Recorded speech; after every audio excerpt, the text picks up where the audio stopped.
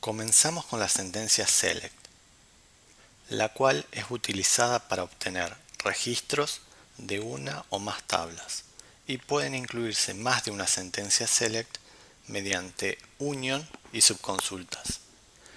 En su forma más sencilla, la sintaxis de la sentencia select es la siguiente. Comenzamos con la palabra clave select, nombres de columna separados con coma, palabra clave from, nombre de tabla. Una consulta sencilla contra la base de datos podría ser la siguiente, donde seleccionamos el identificador de empleado, el apellido y el nombre. El lenguaje SQL no es case sensitive. Esto significa que no distingue entre mayúsculas y minúsculas. Sin embargo, es una buena práctica que sigamos un estándar de programación, como por ejemplo que las palabras clave sean en mayúsculas, criterios de espaciado y tabulación,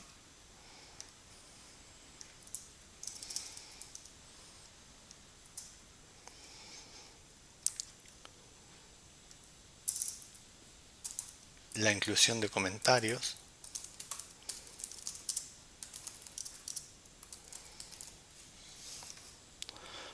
una ventaja de separar las columnas por línea comenzando con coma nos permite que si debemos comentar una de las líneas no necesitemos comentar por separado el símbolo coma y la columna. Ejecutamos la consulta con el fin de obtener los datos de los empleados.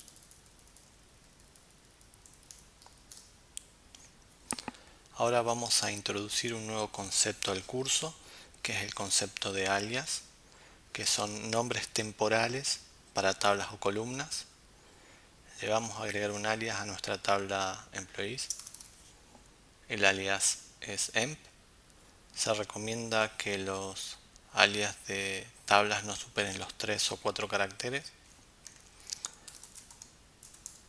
Vamos a agregar el alias a cada una de las columnas con un punto y vamos a volver a ejecutar la consulta y vamos a obtener el mismo resultado. Vamos a agregar una segunda tabla, la tabla departments. Le creamos un alias que es dep y establecemos una relación de la tabla departments con employees a través del ID de departamento. Vamos a incluir las columnas department ID, department name, para obtener el nombre del departamento al que pertenece cada empleado.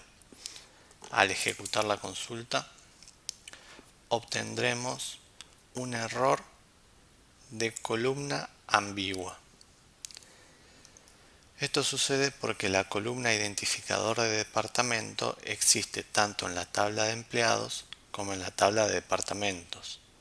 Al ejecutar la consulta se disparó un error de ambigüedad de columna que solucionaremos agregando un alias de la tabla de la cual queremos obtener ese valor. Vamos a poner dep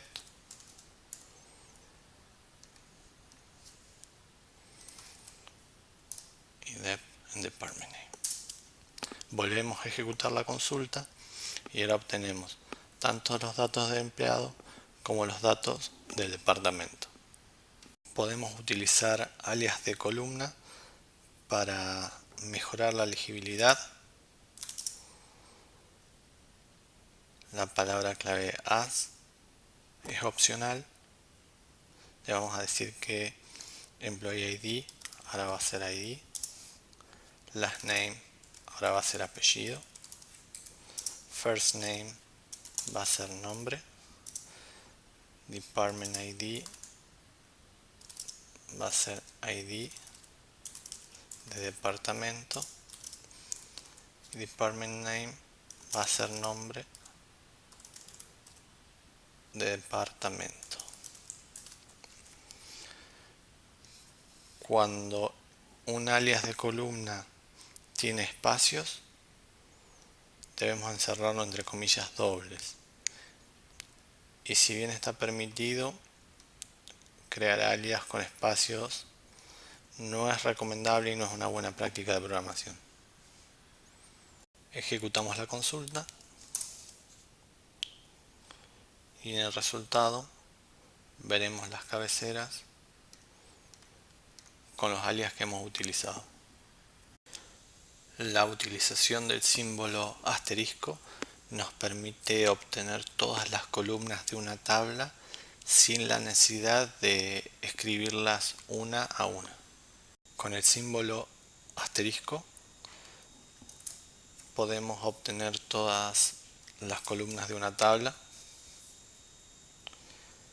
Utilizar el asterisco para obtener todas las columnas de una tabla es habitual al realizar consultas, pero no es una buena práctica de programación. Siempre es conveniente especificar las columnas que necesitamos, pues de lo contrario generaremos menor rendimiento, ya que son más los bytes que obtenemos desde la base de datos y puede ocasionar errores en el volcado de datos cuando se realizan cambios de estructura. Por ejemplo, en PLSQL, donde el resultado de una consulta lo volcamos en variables,